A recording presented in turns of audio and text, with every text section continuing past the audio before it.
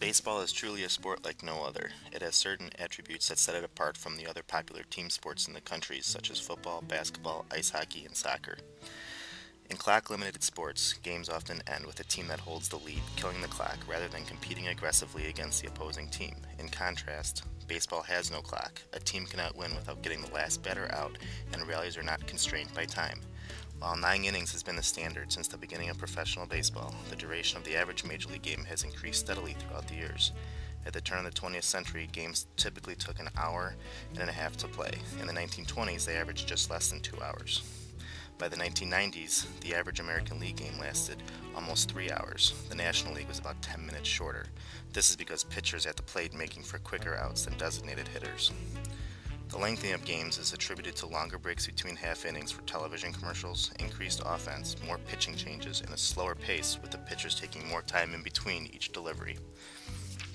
The second distinct characteristic of baseball is its individual focus. For a team sport, baseball places individual players under unusual scrutiny and pressure.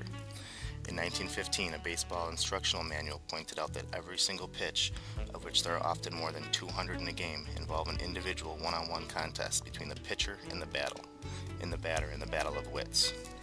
Pitcher, batter, and fielder all act essentially independent of each other. While coaching staffs can signal pitcher or batter to pursue certain tactics, the execution of the play itself is a series of solitary acts.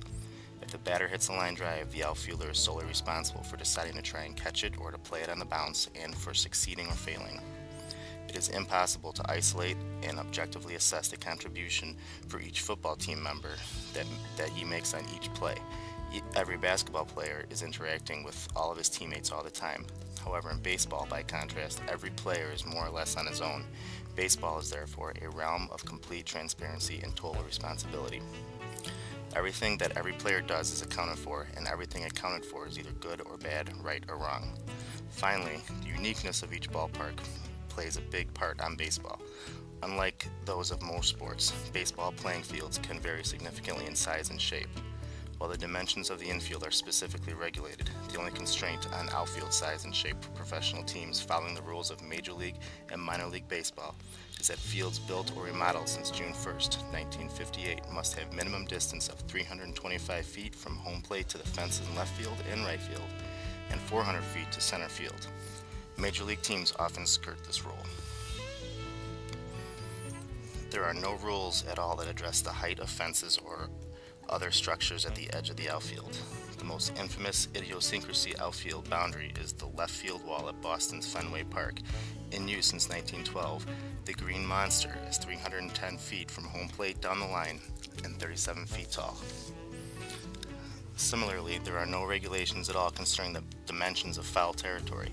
Thus, a foul ball may be entirely out of play in a park with little space between the foul lines and the stands, but a flyout in a park with more expansive foul ground. A fence in foul territory that is close to the outfield line will tend to direct balls that strike it back towards the fielders, while one that is farther away may actually prompt more collisions, as outfielders run full speed to field balls deep in the corner. These variations can make the difference between a double, a triple, or an inside the park home run. The surface of the field is also unregulated. Teams are free to decide what areas will be grassed or what areas will be bare. Some fields, including several in the MLB, use an artificial surface such as AstroTurf. Surface variations can have a significant effect on how ground balls behave and are fielded as well on base running. Similarly, the presence of a roof can greatly affect how fly balls are played. There are 7 major league teams that play in stadiums with a permanent or retractable roof. The absence of standardized fields affect not only how particular games play out, but the nature of the team roster and player statistical records.